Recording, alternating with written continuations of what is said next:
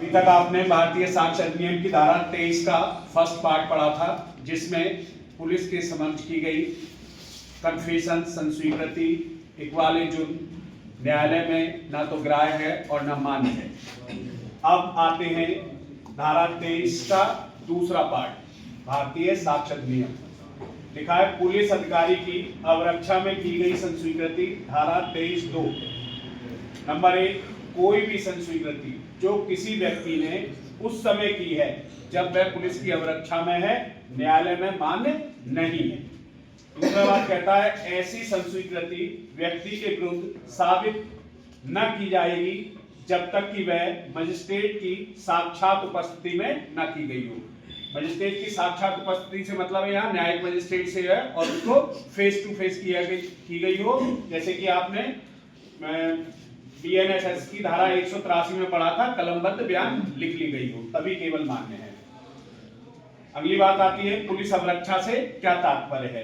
तो इन्होंने दो पार्टों में बांट दिया है। एक अनौपचारिक अवरक्षा है। अनौपचारिक का मतलब है पुलिस ने किसी अभियुक्त से कहा यू आर अंडर अरेस्ट, और वह अभियुक्त बिना किसी प्रतिरोध के मन, कर्म और वचन से अपने को गिरफ्तार मान लेता है, जबकि अवरक्षा की फर्द यानी कि गिरफ्तारी में वो नहीं बनाया गया है, तो कहा जाएगा कि अनौपचारिक अवरक्षा में है। दूसरा आता है औपचारिक अवरक्षा।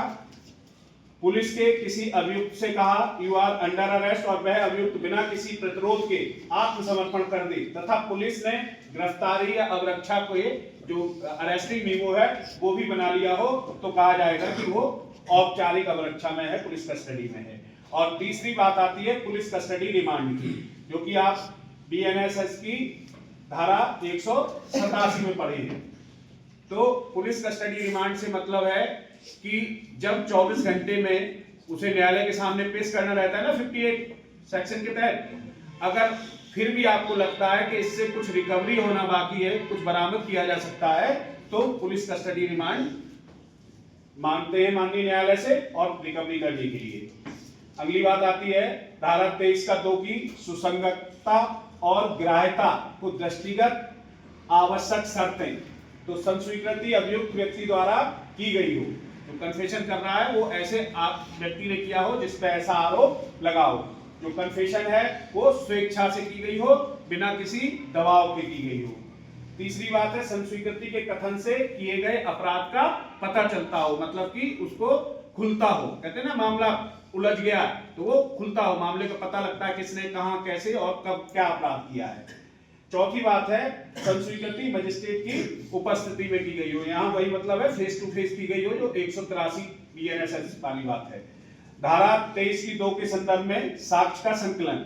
पुलिस अवरक्षा में की गई संस्वीकृति की साक्ष्य का संकलन भारतीय नागरिक सुरक्षा संहिता की धारा 183 की प्रक्रिया के अंतर्गत की जाएगी। जो मैं बता रहा हूं, कलमबद्ध बयान लिखे जाते थे, पहले 164 में था, अब 183 मजिस्ट्रेट के सामने। अगली बात आती है अभियुक्त द्वारा की गई संस्वीकृति को संकलित करने के लिए मजिस्ट्रेट बीएनएसएस की धारा 316 की रीति अपनाएगा, मतलब कलमबद्ध बयान लिखेगा।